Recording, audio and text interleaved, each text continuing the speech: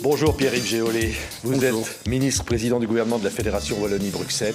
Merci beaucoup d'être sur TV5 Monde, la chaîne de la francophonie, car c'est la semaine de la langue française et dimanche, c'est la journée internationale de la francophonie qu'on célèbre. Il y a en ce moment la 40e session extraordinaire de la conférence ministérielle de la francophonie à laquelle vous participez aujourd'hui.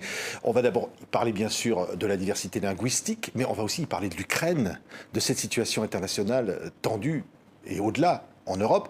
Il faut condamner, la francophonie doit condamner ce qui se passe.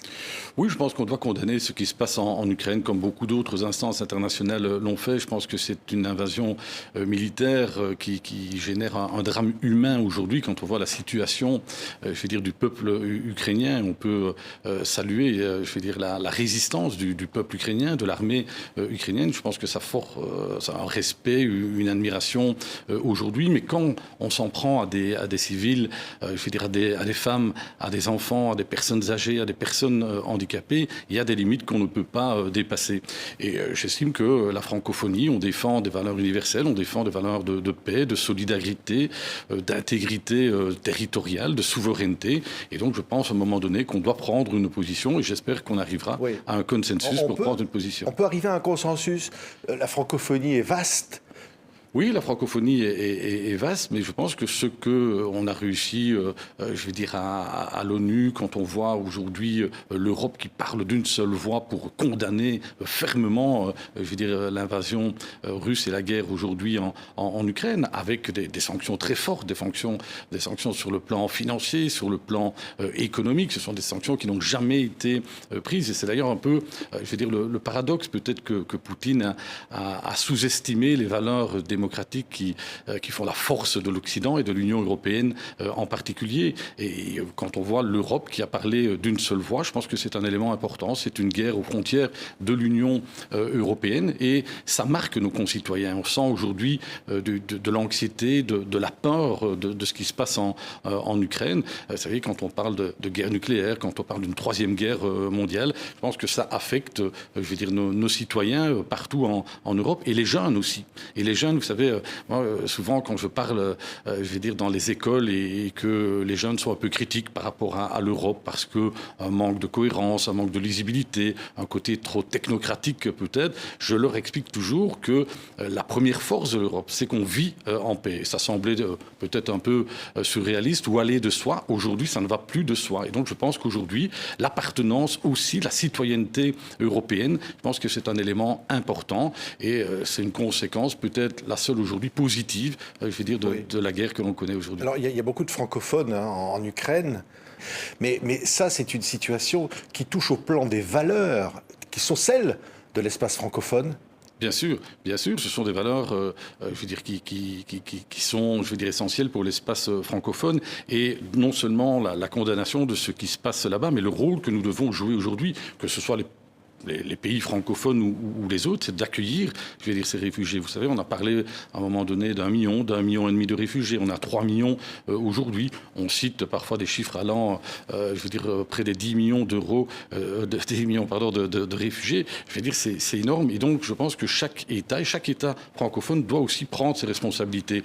Au niveau de la Fédération Wallonie-Bruxelles, nous mettons vraiment, en place l'accueil de ces réfugiés dans les meilleures conditions, que ce soit pour qu'ils puissent évidemment trouver un logement décent, une aide, la plus efficace, mais aussi, par exemple, au niveau des écoles, qu'ils puissent être accueillis dans les meilleures conditions au niveau des écoles. C'est ça notre engagement, c'est ça aussi notre responsabilité par rapport à ce qui se passe en Ukraine. Oui, il va y avoir le sommet de la francophonie à Djerba. Il va en être question dans cette conférence ministérielle de la francophonie.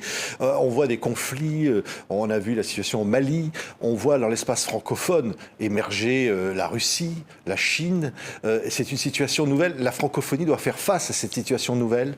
Oui, on doit faire face à cette situation nouvelle et c'est ce qui complexifie un peu aussi la situation. Et aujourd'hui, je sais qu'il y a parfois une réticence à ce que l'Organisation internationale de la francophonie prenne position par rapport à un conflit. Vous savez, c'est 88 pays, la francophonie, et donc forcément, il y a des tensions, il y a des conflits entre certains pays. Et l'inquiétude, c'est de se dire, attention, si on prend position, ça risque de faire jurisprudence et on devra le faire systématiquement. Je pense que ce qui se passe, en Ukraine aujourd'hui est tellement grave que ça, pour moi, s'impose d'avoir une position ferme par rapport à la condamnation de la Russie aujourd'hui. Ce sera un débat que nous aurons aujourd'hui. Nous avons souvent des débats au niveau de la francophonie qui font toujours consensus quand on parle de l'importance de la langue française, quand on parle de l'importance du numérique, pour la promotion de la langue, quand on parle de toutes les valeurs qui sont essentielles, pour la francophonie, ça fait consensus. Aujourd'hui, le débat risque d'être un peu plus animé. Oui, et au-delà, donc je le disais, pour l'Afrique,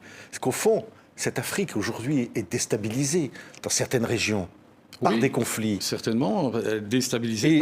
Et par la menace djihadiste aussi. Par la menace djihadiste. Et donc là, on a aujourd'hui, par exemple, un débat justement sur l'aspect sécuritaire de la francophonie. Je pense que c'est un élément qui est très important, qu'on doit pouvoir oser ce débat, parce qu'il y a un contexte géopolitique, qui a fortement évolué au niveau de la francophonie. Mais si on veut exister aussi en tant que poids politique au niveau de la francophonie, je pense qu'on doit prendre et assumer, des responsabilités. C'est plus délicat parce que forcément, il peut y avoir en tout cas des tensions entre différents États, mais je pense que c'est notre rôle. Sinon, alors, on a une organisation, qui a un rôle qui n'est pas nécessairement clair. Donc, je pense qu'on doit aussi assumer nos valeurs, et partout les valeurs de la francophonie dans tous les pays, et notamment, en Afrique, avec une sensibilité très importante. Et je pense que là, le dialogue et la diplomatie sont évidemment,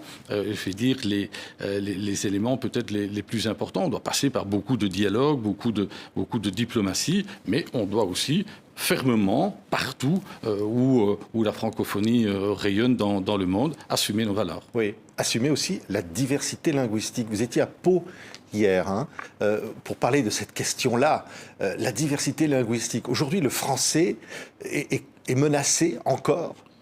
Oui, il est menacé. On sent évidemment un recul, très fort du français, notamment dans toutes les institutions internationales. On sent que l'anglais domine toutes les autres langues, et il faut défendre évidemment le français en tant que langue internationale, mais ne pas avoir un combat d'arrière-garde par rapport à l'anglais, par exemple. Et on doit défendre le multilinguisme. Et hier à Pau, c'était très intéressant parce qu'on défend toutes les langues. On défend la langue française, mais aussi les langues de France, et donc aussi les langues régionales, les langues minoritaires, parce qu'on doit respecter les langues. Et dans les institutions internationales, on doit pouvoir avoir un respect par rapport à toutes les langues. Et puis, on a aussi abordé hier, le plurilinguisme et l'apprentissage des langues. Combien c'était important d'apprendre différentes langues, et ça contribuait aussi à une citoyenneté européenne, puisque ce colloque s'organisait dans le cadre de la présidence française de l'Union européenne à l'initiative du président de la République. C'était un élément aussi important, parce qu'une langue, ce n'est pas que des mots.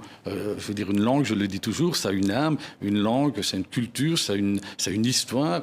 Et quand on parle de langue, on parle de terroir, on parle de tradition, on parle de folklore. Je pense que ce sont des éléments très importants. Et donc, c'était d'une part hier la volonté, dans le cadre de la présidence française, de défendre le multilinguisme, mais aussi à travers le multilinguisme,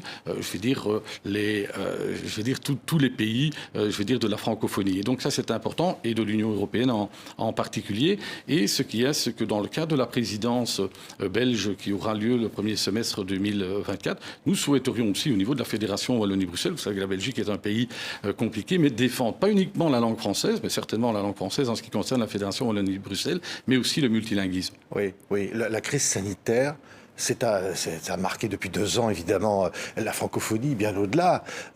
C'est quelque chose qui, aujourd'hui, est derrière nous. Je l'espère, et beaucoup d'experts et scientifiques le disent aussi, mais voilà, aujourd'hui, la première réunion de l'Organisation internationale de la francophonie depuis de nombreux mois. On s'est vu en visioconférence, mais à nouveau, quand je parle de diplomatie, de dialogue, on a besoin de contacts aussi, en présence physique avec nos collègues, des contacts bilatéraux, c'est important. Et donc, oui, j'ai l'impression qu'elle est derrière. De toute façon, on devra vivre avec, ce virus, avec le virus de la grippe, peut-être encore un variant. Je pense surtout qu'on a tiré les conclusions et les enseignements de la crise. On est mieux préparé qu'on était il y a 2 ans. C'est vrai en Belgique, mais c'est vrai dans les autres pays européens et à travers le monde. Mais on doit aussi bien se dire que on a été privé de beaucoup de liberté. Donc on ne peut pas banaliser, toutes les restrictions en matière de liberté qu'on a connues. Et donc on a fermé, vous savez, on a fermé des secteurs comme le secteur événementiel, comme le secteur culturel. Je pense qu'aujourd'hui, on est prêt, on est préparé. S'il y avait encore, une épidémie ou des cas de virus comme on en a connu, on ne peut plus fermer le secteur culturel, on ne peut plus fermer le secteur événementiel, l'ORECA, parce que ça a eu des conséquences, ces 2 ans de crise très très importantes. Si je prends au niveau scolaire, vous savez, on s'est toujours battu, je pense dans beaucoup de pays, mais en Fédération Wallonie-Bruxelles et en Belgique, pour ne pas fermer les écoles. On est un des pays qui a le moins fermé les écoles. Mais on sait aujourd'hui qu'il y aura des conséquences sur les apprentissages, des enfants, des étudiants, sur le moyen et sur le long terme. Et donc, les conséquences de la crise, et elles ne sont pas qu'économiques, elles ne sont pas qu'en matière de liberté, mais elles sont aussi sur des secteurs, comme je l'ai dit, la culture ou l'éducation ou l'enseignement. Oui, mais au-delà, il y a des élections présidentielles en France, mais au-delà, la question, justement, vous le disiez, des libertés, la question de la démocratie, la question face à ces crises qui ont mis à mal tout le système, peut-être au-delà, se pose aujourd'hui. C'est-à-dire qu'au fond, il faut se renforcer. Oui, et surtout ne pas banaliser, parce qu'on a mis des outils, et c'est vrai en France, c'est vrai en Belgique, le pass sanitaire, ça a permis de réouvrir ou de ne pas fermer totalement une série de secteurs. Mais vous savez, quand vous allez au restaurant, que vous devez montrer votre passe, quand vous allez au théâtre, quand vous allez à un spectacle quel qu'il soit, quand vous allez à une manifestation sportive, et de montrer ce pass avec aussi, toutes les questions en termes de protection des données privées. Et donc, à un moment donné, il y a eu une restriction de liberté, qui était un mal nécessaire et qui était certainement pas la panacée, mais qui a permis, malgré tout, de continuer à vivre un minimum. Mais je pense qu'on ne peut pas banaliser ça. Et en Belgique, on a le débat, est-ce qu'il faut garder ces outils, par exemple, de passe sanitaire? Et on parle de l'Europe. Je pense que ce serait bien aussi qu'à l'avenir, en période de crise, on ait peut-être plus de cohérence et d'harmonisation par rapport à un système comme celui-ci. Parce que quand vous partiez à l'étranger, vous deviez systématiquement par pays, parce qu'il y avait un système qui était différent. Donc je pense que là, il y a une harmonisation nécessaire. Mais la liberté est essentielle pour nous. Moi, vous savez, je suis libéral, et donc la liberté me touche. Et ce qui m'a touché le plus dans cette crise, c'est justement ces atteintes à la liberté. Et donc la liberté, évidemment, est une valeur fondamentale dans chaque État. On parle de francophonie, mais aussi au niveau de la francophonie. Oui, Monsieur le Ministre-Président, c'est donc dimanche la Journée internationale de la francophonie. Il y aura le sommet de Djerba à la fin de l'année, le sommet de la francophonie. Votre message, le message de la Fédération Wallonie-Bruxelles, là, dans ce contexte si compliqué, si tendu pour la francophonie, ce sera quoi lors du sommet ou lors de cette journée? Mais je pense qu'au niveau de la francophonie, on a toute une série de valeurs, je le disais, une valeur de solidarité, de paix, d'intégrité territoriale, de souveraineté. Ce sont des valeurs qu'on doit réaffirmer, notamment dans le cadre du conflit russe aujourd'hui. Et c'est pour ça que je souhaite que l'OIF puisse le faire. Et puis, la francophonie, ce n'est pas qu'une langue, c'est notamment la culture et beaucoup d'autres choses, mais ça se fait aussi à travers la langue française. Et donc je pense qu'on ne doit pas être gêné non plus à travers le multilinguisme que l'on peut encourager et soutenir, de dire qu'on doit être fier de cette langue internationale, de cette langue française. Vous savez, vous parlez, de l'Afrique, mais je pense on parle beaucoup français en Afrique. Moi, je ne souhaite pas que demain on parle plus le français, qu'on parle le russe ou le chinois. Et donc je pense que là, on a aussi un rôle à jouer dans la culture, mais aussi dans l'éducation. On a parlé hier à Pau de la valeur ajoutée du numérique, des nouvelles technologies pour apprendre le français. Eh bien, n'a-t-on pas aujourd'hui au niveau de la francophonie un rôle à jouer pour l'apprentissage du français à travers le numérique, parce que ça facilite quand même aussi les choses, et on peut le faire à travers l'audiovisuel, à travers la culture, à travers beaucoup d'autres choses. Et donc c'est le message que je souhaiterais porter aujourd'hui. Merci Pierre-Yves Géollet, ministre-président du gouvernement de la Fédération Wallonie-Bruxelles, d'avoir été notre invité aujourd'hui sur TV5 Monde, la chaîne de la francophonie. Merci beaucoup.